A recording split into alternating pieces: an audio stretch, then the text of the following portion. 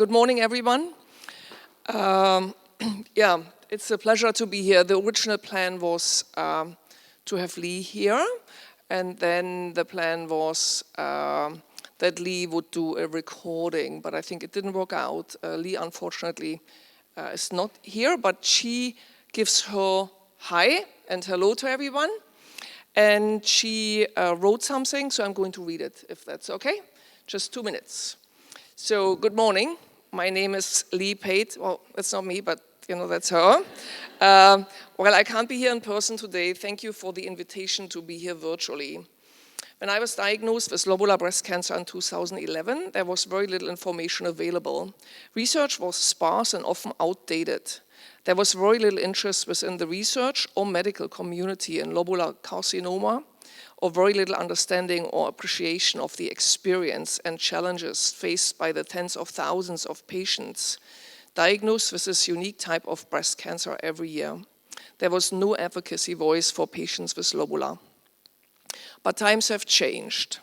Today we have a growing and vibrant lobular patient advocacy community worldwide, actively partnering with a growing and talented group of committed scientists and researchers.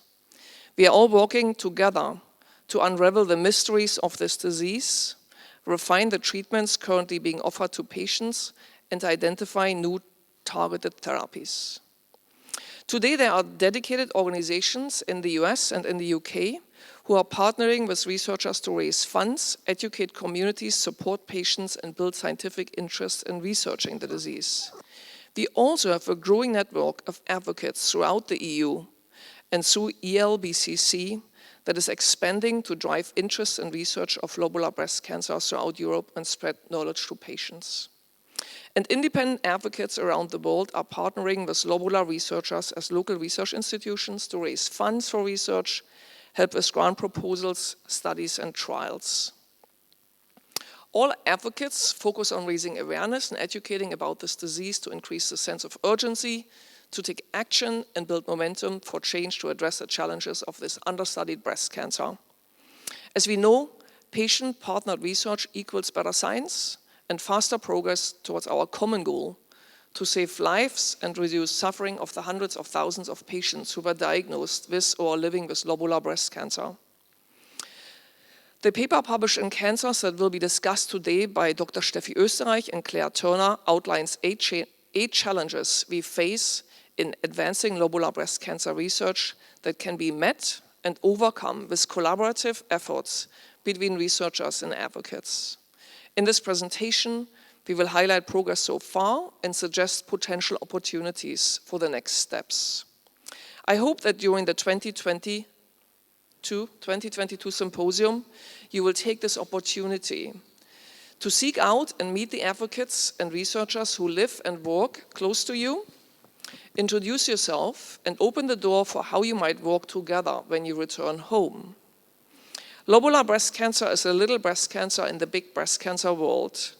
It's only by working together and working collaboratively we can continue to make meaningful progress in the next decade, so patients finally will benefit from personalized therapies that truly meet the challenges of this disease and the opportunities to save lives.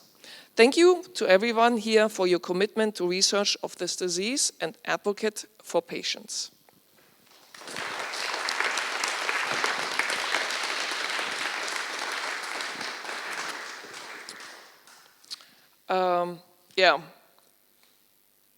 Thank you, Claire, very much for agreeing to, help out here.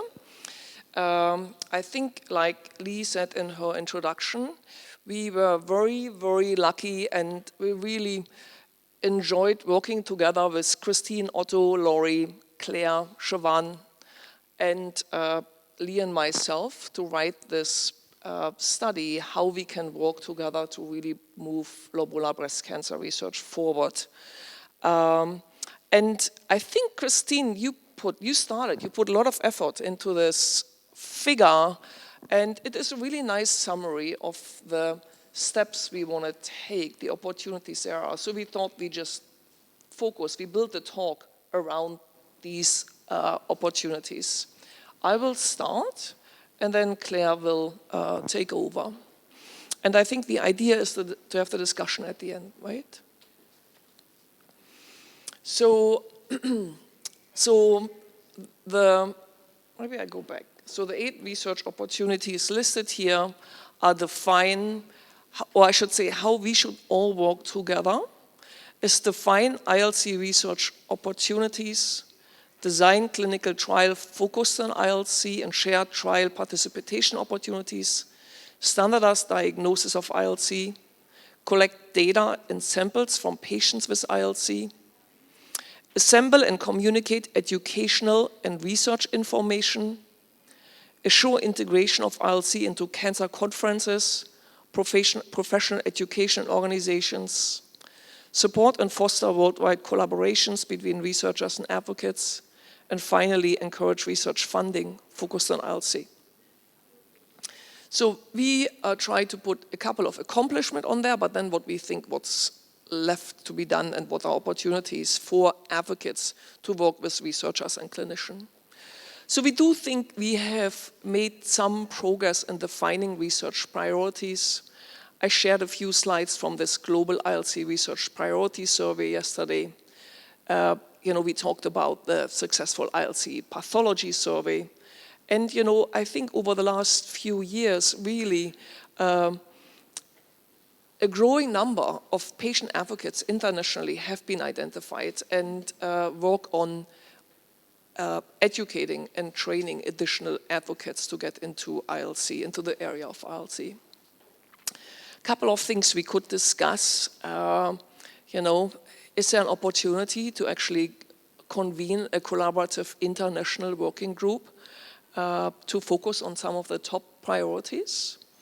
And, what can we do to integrate patient advocates, especially, I think, earlier and as more integral parts into breast cancer research committees, into trial design, and I will come back to trial design on the next slide. And then also, I think it's great to have global, national, international advocacy group, but I think it's also important to have the feet on the ground, to have these local advocates at local institutions. I think a lot of institutions, a lot of larger cancer centers have their local advocacy groups. I'm not quite sure how this works in Europe, but I think to involve advocates into the local cancer center and to the local institutes, to involve them there in, have a monthly meeting. It could be in the evening over dinner or something, but really get folks involved locally, I think it's critical. Clinical trials, there are a growing number of trials focused on ILC, and I think they were discussed yesterday, but I think it's only at the beginning. I think we need more. The capacity to communicate to patients with ILC about trial participation has increased, although clearly it's not where we would like it to be. Need more trials, and this is not easy. I think a lot of it depends on us also as researchers to have a strong scientific rationale for the trial, to convince the clinicians and the companies to do the trial. And if it can't be an ILC-specific trial, I think at least to enrich the number of patients, to power the trial, that you can make conclusions for the patients with ILC is important. And, hopefully, enhance communication and advocacy about the need and the funding for more trial. It always shocks me how low participation, how low accrual to clinical trial is, even at the most successful cancer institute and institutions. To say that, to really advocate for participation in trials.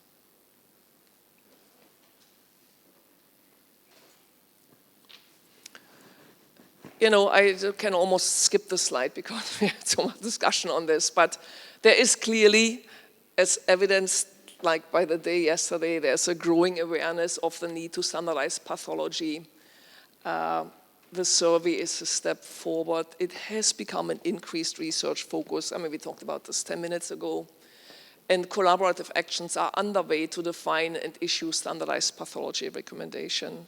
Personally, I do think in the end, it might be a combination of approaches to diagnose lobular or EKT negative disease. It might not only be pathology, right? It might be a combination with sequencing approaches, but I think for that, I think we need also think of economical issues. Clearly, that's feasibility, and money is a big question too. Emphasize, so, to work for, I think all the advocates in the audience realized how important, and Laurie just asked the question, how important this is. I think to really talk to other advocates, to talk to your clinicians and emphasize the need for standardization of pathology is important, and to help to disseminate standards broadly and effectively to all the stakeholders. And I think this is the last slide I am presenting, and then Claire will talk. Registries and samples from patients with ILC, I think we always talk about how important this is. A little bit, like I mentioned yesterday, I was surprised about the results in the survey that 70% of the respondents to the survey said that they do not have problems in accessing tissue.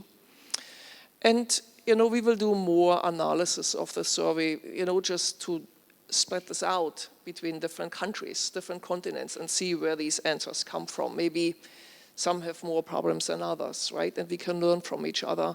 Clearly, these days, I think, and maybe I should just talk for myself, I'm not sure if others have the same experience, but access to FFP, maybe it's not so much of a problem, but access to fresh tissue, and that's what we need now for generation of mouse models of PDX, for generation of organoids, and single cell sequencing and so on. I think access to fresh tissue is important.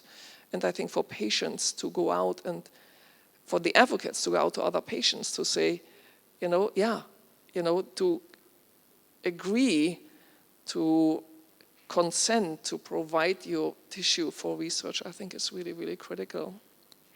I do think I mentioned this yesterday, that I think we have learned a lot about classic ILC, but the whole, all the variants, right? And there are a small percentage of a 10% frequency disease. I think that will be important, and I think we need to collaborate if we think, let's say we want to study pleomorphic ILC in more detail or something. I think because the numbers are getting small. Yeah, so awareness of ILC heterogeneity, introducing clearly additional challenges. So I think to work together to define the specific tissue and data collection needs, and then maybe fund and establish registries and tissue banks which are open for the international research community is critical. We have had a few discussions on this. Clearly some of the challenges is even legal challenges. Sharing data and sharing tissue between Europe and the US has become quite difficult, yeah. So, and maybe even this, at the policy, I think that could be something where advocates could help as well. So I think I will stop there. I look forward to discussing a lot of this later on, but yeah, Claire, if you can take over for the next few slides, that would be great.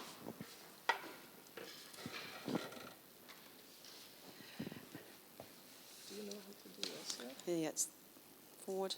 Yeah, and this is a pointer. The pointer, okay. Thank you, Steffi. It's not scary at all standing in for Leigh Pate. If Steffi's lob mother, Leigh is queen of the patient advocates. So I hope I do her justice. So the next challenge we were looking at was educational and research information. And we've seen, obviously, today, there's a lot more kind of information out there through patient advocacy websites, through leaflets that we're providing, through collaborative work across ELBCC.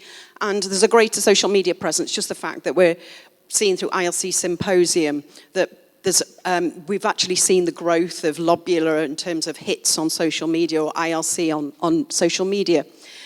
So what can we do together to build on that? There's real opportunities across the platforms that we're providing now as patient advocates to support you to get your research out and the information to wider audiences, to people that you might not reach through your usual platforms of disseminating the research.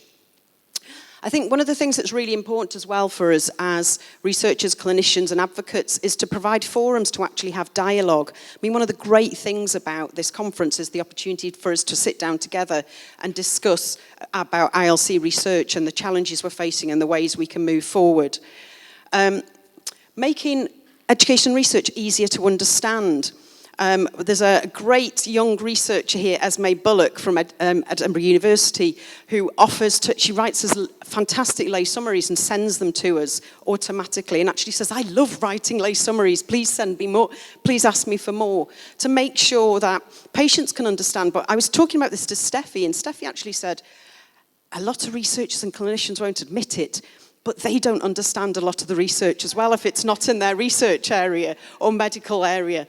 So I think lay summaries help us all to understand what we're talking about, not just us as patient advocates. And obviously, as we've seen in terms of translation, English, obviously the standard language for research, but to be able to get out to other languages for patients and scientists. And I know LBCA, for example, are about to translate their fact sheet into 14 different languages. So there's ways we can work together to do that more. And one of the great things for yourselves as scientists and clinicians is to help us as well to produce digital materials that we can share across our networks.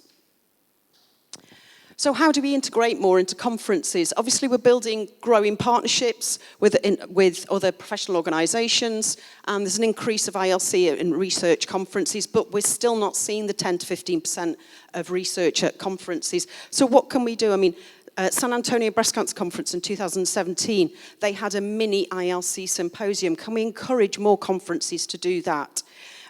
How do we get ILC more into education for oncologists and into primary care with GPs, with nurses? At LBC UK, we're speaking to the Royal College of Nursing because it was identified that most breast care nurses don't know how ILC metastasizes, and so we're not told that at the end of our treatment programs. LBC UK did a survey with 950 of their website users, 95% of them who'd actually had an ILC diagnosis, asking where are your top 3 sources of information, and we're told not to Google, but source 4 was our doctors, so we clearly are going somewhere else. So how can we improve that knowledge within our medical communities? And partnering with other cancer organisations so we can get the message out. I know, for example, Siobhan at Lobular Island does huge amounts of work with the Irish Cancer Society and the Royal College of Surgeons. How can we integrate ourselves into other breast cancer conferences and medical information? Wider collaborations between ILC researchers and advocates. This is fantastic. There were 60, 70 people, I think, at the last ILC symposium we had in person. We've now got 100 people here across a real balance of experience, backgrounds, patient advocates, researchers, clinicians. We've talked a lot about standardization as well, so and Steffi was mentioning a lot about standardization across diagnosis, about collection of data, tissue samples. So how can we ensure, I think it's a real challenge for developing that standardization by us all working together internationally and coordinating. Sorry, I've only recently had glasses and I'm having a bit of a reading and chatting issue at the same time. So how can we coordinate trials more and share resources? Actually, one of our patients came to, patient advocates said, has been trying to sign up for even a UK trial, and their oncologist wouldn't refer them because they said, oh no, we're actually going to do something exactly the same in the UK, so I don't want to refer, you can either choose. So we've got two institutions in the same city about to do the same research. And so how can we actually start sharing and collaborating? And there's limited resources that are available out there. And supporting advocacy groups, we can support and be a voice to encourage collaboration. And I'm getting a last slide. So on research funding, we're clearly getting more research for ILC funding. We saw some fabulous presentations yesterday from the young investigators from LBCA. So we need to increase the funding for ILC research, and Leigh has produced a brilliant paper to get out information about organisations that can be supported through funding. We as patient advocates can help as well, either as partnering and finding access into grants for you as researchers, but also supporting your research, the writing of your research grants, making sure, obviously, for impact, we can encourage, we have patients involved in the development of trials and your grant applications, but also for your impact, we can help you in terms of reaching wider audiences and disseminating your research as well for impact. So that's kind of the 8 challenges, and obviously the key one that I missed off was we're still 1% of research for funding, despite it being 10 to 15% of cases. So there's a real challenge for us to hugely increase the amount of funding that's out there for ILC research. So Steffi, I will hand over to you for the final summary.